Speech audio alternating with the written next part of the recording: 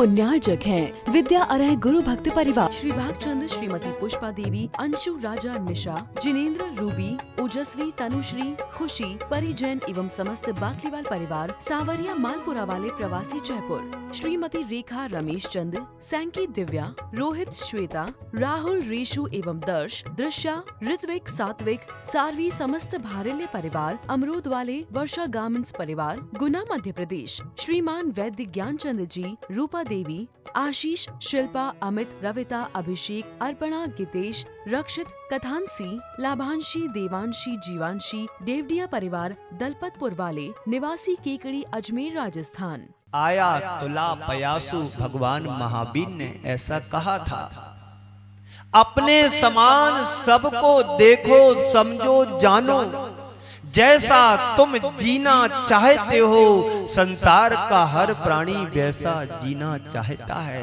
जैसा तुम गिरना नहीं चाहते हो संसार का कोई भी प्राणी गिरना नहीं चाहता है। अच्छा इंसान कौन है? अच्छा व्यक्ति कौन है? अच्छा आदमी कौन है?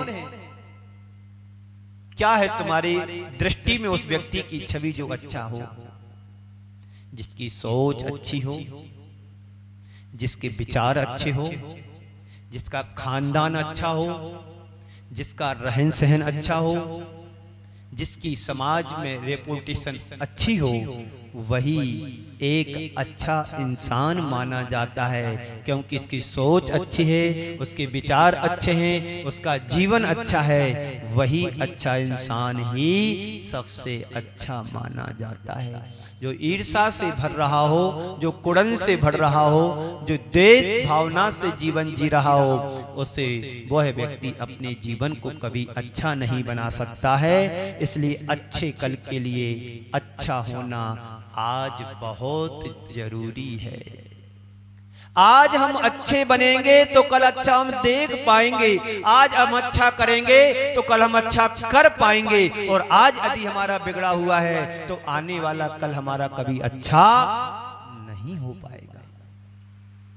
कल को बेटर बनाना है तो आज को अच्छा बनाना पड़ेगा। तो तुम अपने जीवन में कभी ना कभी ऊंचाइयों को प्राप्त कर पाओगे, जीवन में उपलब्धियों को प्राप्त कर पाओगे। तो उंगली दिखाने वाले लोग बहुत मिलेंगे, उंगली पकड़ने वाले लोग बहुत कम मिलेंगे ही नहीं। एक दिन मैंने कहा था, अपने माता पिता को वृद्ध आश्रम क्यों भेजना पड़ता है? क्योंकि उन्हीं माता पिता ने अपने बच्चों को जन्म दिया है और वही बच्चे आज अपने माता पिता के लिए वृद्ध आश्रम भेज रहे हैं। क्योंकि उंगली दिखा रहे हैं, उंगली पकड़ नहीं रहे हैं। श्रवण कुमार तो हर मां चाहती है कि मेरा बेटा श्रवण कुमार बने, लेकिन वही बेटा नहीं चाहता है कि हमारे माता पिता भी हमारे योग्य बने। मां चाहती है कि बेटा हमारा श्रवण कुमार बने, लेकिन बेटे नहीं चाहते कि हमारे माता पिता हमारे लिए बने। कैसी विडंबना है। लोग गिरने की, गिराने की सोचते हैं, उठाने और संभालने की नहीं सोच पाते हैं।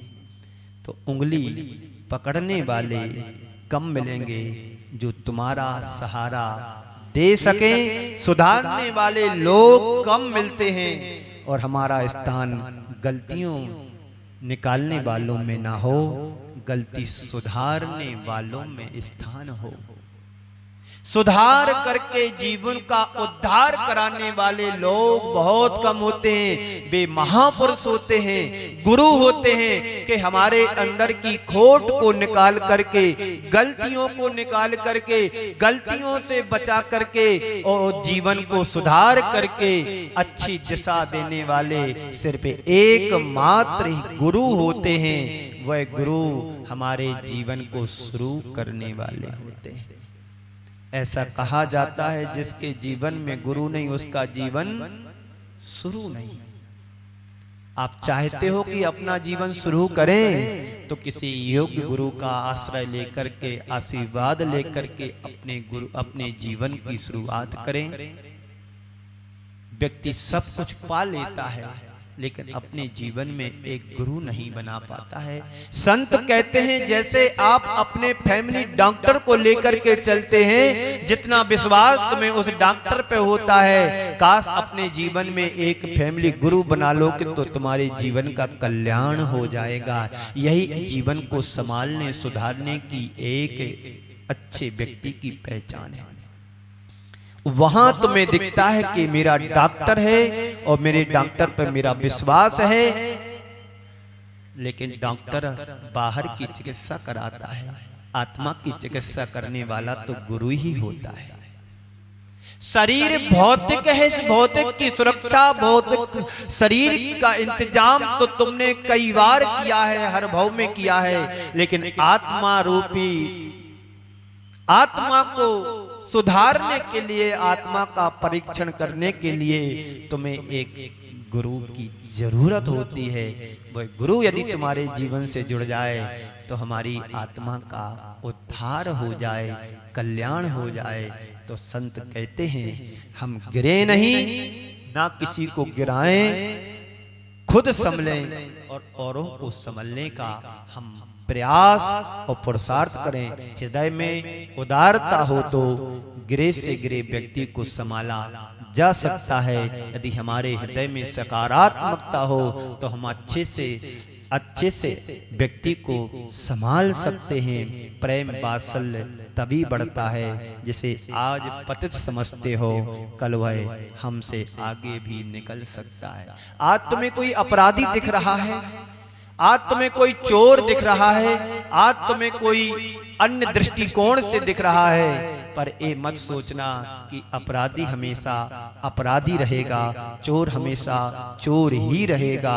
उसके अंदर भी संभावनाएं छिपी रहती हैं। अपराधी भी कभी संत बन सकता है, चोर लुटेरा डाकू भी कभी संत बन सकता है।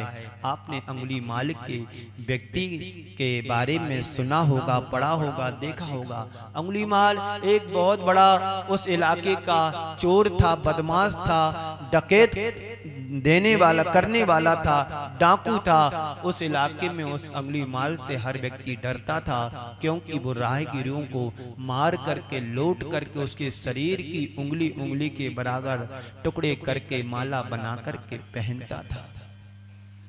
एक बार उसी इलाके से बुद्ध का निकलना हुआ, भिक्षु बुद्ध का निकलना हुआ। भिक्षु बुद्ध ने उसे समझाते हुए कहा कि अंगुलीमाल, तुम जो कृत्य कर रहे हो यह कृत्य तुम्हारे योग्य नहीं है, इसका परिणाम तुम्हें खुद भोगना पड़ेगा। अंगुलीमाल कहता है ये तो मैं परिवार के पालन पोषण के लिए कर रहा हूं, परिवार की व्यवस्था के लिए कर रहा हूं। मेरा परिवार है, मेरे परिजन हैं, मैं उनकी इस व्यवस्था से पालन पोषण करता हूं। तो बुद्ध कहते हैं तू अपने परिवार से पूछ करके आओ कि इस पाप का भागीदारी भी कौन होगा। गया वो जाकर के अपने परिवार जनों से पूछता है कि मैं पाप करके पैसा कमा करके परिवार का पालन पोषण करता हूं, इसका पाप का भागीदारी कौन होगा। तो सबने एक सुर में कहा कि इस पाप की भागीदारी हम लोग कोई नहीं होंगे, तुम कर रहे हो तो तुम ही होगे। वापस आता है, बुद्ध के चरणों में गिर जाता है कि हे भंते, हे भगवन, आपने तो मेरी आंखें खोल दी और अपने जीवन में परिवर्तन लाया। गिरा से गिरा व्यक्ति भी एक दिन संभल सकता है, अपने आप को बदल सकता है। और कहते हैं वो दीक्षा ले लेता है, संत बन जाता है, नगर में जाता है आहार के लिए, भोजन के लिए, भिक्षा के लिए, तो लोग उसे पत्थर मारने लगते हैं। फिर भी वो कोई प्रतिक्रिया नहीं करता है, सह लेता है। उसका पूरा का पूरा शरीर लहू लुहान से हो जाता है, उसके पूरे शरीर में चोट आ जाती है, फिर भी उसने उंगली नहीं उठाई। वापस आता है, गुरु चरणों में निवेदन करता है कि भगवान, मेरी हालत कैसी हो गई, मैं जंगल से भवन की ओर गया, लोगों ने मुझे मारना शुरू कर दिया। उसने समता से सहन किया, समता से सहन किया। वही अंगुलीमाल एक दिन संत के रूप में भगवान का रूप भी बन सकता है। आज जिसे हम अपराधी समझ रहे हैं, जिसे हम चोर समझ रहे हैं, उसके अंदर भी संभावनाएं छिपी रहती हैं। उन संभावनाओं को उजागर करना एक अच्छे इंसान की जिम्मेदारी होती है, जवाबदारी होती है। आपके घर परिवार में बच्चे भी कई बार ऐसी गलत संगति में चले जाते हैं, तो क्या आप अपने बच्चों को घर से भगा देते हैं, निकाल देते हैं? बोलो, नहीं निकालते ना। उसे संभालते हैं, उसे समझाते हैं और उसको संभाल करके समझा करके सही रास्ते पर ले जाते हैं और कहते हैं ये हमारा बेटा है, अब आगे से ऐसी गलती नहीं करना, गिरने का कोई काम नहीं करना, ना गिराने का कोई काम करना। तो बंधुओं, आचार्य गुरुदेव कहते हैं पाप से घृणा करो, पापी से नहीं। पाप से घृणा करो, पापी से नहीं। सीप का नहीं मोती का, सीप का नहीं मोती का, दीप का नहीं ज्योति का सम्मान करो। क्या करो? सीप का नहीं मोती का, दीप का नहीं ज्योति का सम्मान करो। आज से लगभग 100 वर्ष पुरानी घटना रही होगी। एक श्रावक था, उस परिवार में एक युवक अपने धर्म से विमुख हो गया। धर्म समझते ना, अपने संस्कारों से, अपने संस्कारों से विमुख हो गया, पथभ्रष्ट हो गया और वह एक वेश्या के घर जाकर के रहने लगा। उससे के घर जाकर के रहने लगा। साल 2 साल हो जाने के बाद उस घर में कोई एक फंक्शन होना था, शादी का। पिताजी व्रती थे, बेटा ने ऐसा गड़बड़ कर लिया, उन्हें बड़ा दुख हुआ, लेकिन कर क्या सकते हैं, कर्मों के सामने किसी की नहीं चलती है और कर्मों के सामने हर व्यक्ति को घुटना टेक देता है। हुआ ऐसे, बरसों बीत जाने के बाद घर में विवाह का कार्यक्रम हुआ। प्रसंग आया विवाह के, उस प्रसंग मांगलिक प्रसंग में सभी रिश्तेदारों को निमंत्रण दिया गया। पिताजी के मन में आया उस बेटे को भी बुलाया जाए। परिवार के और सदस्यों ने कहा कि उस भाई को बुलाने हमारे घर में कदम भी नहीं रख सकता है, जिसने हमारे घर की उपेक्षा करके, संस्कारों की उपेक्षा करके और उसने ऐसा कृत्य कर लिया, वह भाई या जो भी है वो हमारे घर में एक कदम भी नहीं रख सकता है। पिताजी को बड़ा बुरा तो लगा, लेकिन समझाया नहीं, वह बेटा भी मेरा बेटा है, उसको भी बुलाना है। यदि सुबह का भूला शाम को घर आता है तो भूला नहीं माना जाता है। और कहा ठीक है पिताजी, आप कह रहे हो तो हम उसे निमंत्रण देकर के आते हैं। गए, परिजन गए और कहा कि देखो घर में शादी है, पिताजी ने कहा है आना है तो आ जाना। घर में शादी है, पिताजी ने कहा आना है तो आ जाना। उसने कह दिया हमें भी फुर्सत नहीं है अभी आने की। जिस दिन शादी थी, पिताजी की आंखें उस युवक को देख रही थी, उस बेटे को देख रही थी, लेकिन सब लोग थे पर वो नहीं था। पिताजी ने पूछा क्यों उसे निमंत्रण देकर के आए थे, कौन देने के लिए गया था? एक भाई खड़ा होता है, हाँ पिताजी मैं गया था, मैंने निमंत्रण दिया। तो क्या बोला तुमने? बोले मेरे घर में शादी है, पिताजी ने मुझे भेजा है, आना हो तो आ जाना। पिताजी ने कहा कि देखो बेटे, ऐसा नहीं बोला जाता है, अपना खून का रिश्ता है, यदि उसने गलती की है तो उसे सुधारने का अवसर भी देना हमारा धर्म है। आपके घर में कभी कभी, आपके परिवारों में कभी कभी ऐसा हो जाता है, आपकी बच्ची किसी लड़के के साथ भाग जाती, एक नहीं कई हो रहे हैं, हर गांव में ये बीमारी है, वायरस फैला हुआ है। एक घटना तो मैंने सुनी थी, एक जैन लड़की एक जगह की थी, मैं गांव का नाम नहीं बताऊंगा। वहां की लड़की, जैन लड़की, पाठशाला पढ़ाने वाली लड़की एक मुस्लिम लड़के के साथ चली जाती है।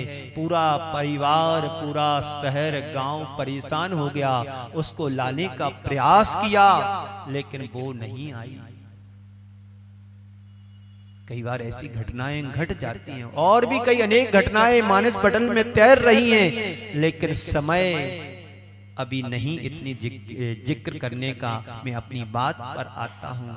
पिताजी ने कहा कि तुम्हें ऐसे नहीं बुलाना था, और कहते हैं उस प्रोग्राम में से उठ कर के, बीच में से उठ कर के वो स्वयं चल कर के जा रहे हैं।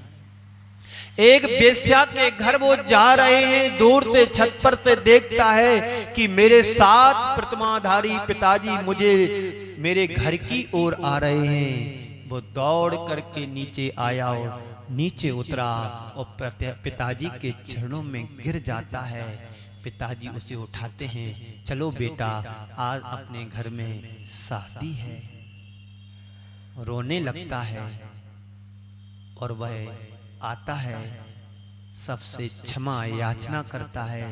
उसके अंदर परिवर्तन आता है और वह एक व्यक्ति समझ जाता है, संभालने वाला हमें चाहिए। गलती कौन नहीं करता है और किसके अंदर दोष नहीं होते। दोष और दुर्बलताएं हर व्यक्ति के जीवन में पाई जाती हैं।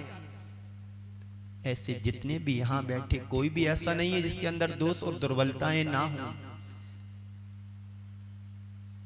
बस देखने का नजरिया तुम्हारा कैसा है। तुम दोष देख रहे हो कि गुण देख रहे हो। अच्छाई भी व्यक्ति के जीवन में होती है, बुराई भी होती है। कोई दूध का धुला नहीं होता है, और दूध के धुले सब हो जाएं तो बहुत अच्छी बात है। पर गुरुदेव तो हमेशा यही कहा करते थे, कुठिया हो या महल, कुठिया हो या महल, उसमें प्रवेश करने का एक दरवाजा तो जरूर होता है जिससे तुम अंदर जाते हो और बाहर निकलते हो। तो ऐसे ही संसार के प्रत्येक प्राणियों के जीवन में एक गुण तो अवश्य पाया जाएगा। दोषों का तो भंडार है, बुराइयों का तो पुतला है, रोगों का तो घर है, पर अच्छाई भी तो होती है। उन अच्छाइयों को देखने का हमारा प्रयास होना चाहिए। इस कार्यक्रम के पुण्यार्जक थे विद्या अरह गुरु भक्त परिवार, श्री भागचंद, श्रीमती पुष्पा देवी, अंशु राजा निशा, जिनेंद्र रूबी, ओजस्वी तनुश्री, खुशी, परिजन एवं समस्त बाकलीवाल परिवार, सावरिया मालपुरा वाले प्रवासी जयपुर, श्रीमती रेखा, रमेश चंद, सैंकी दिव्या, रोहित, श्वेता, राहुल, रीशु एवं दर्श, दृश्या, ऋत्विक, सात्विक, सारवी, समस्त भारिल्य परिवार, अमरूद वाले, वर्षा गार्मेंट्स परिवार, गुना मध्य प्रदेश, श्रीमान वैद्य ज्ञानचंद जी, रूपा देवी, आशीष, शिल्पा, अमित, रविता, अभिषेक, अर्पणा, गितेश, रक्षित, कथांसी, लाभांशी, देवांशी, जीवांशी, देवडिया परिवार, दलपतपुर वाले, निवासी केकड़ी, अजमेर, राजस्थान।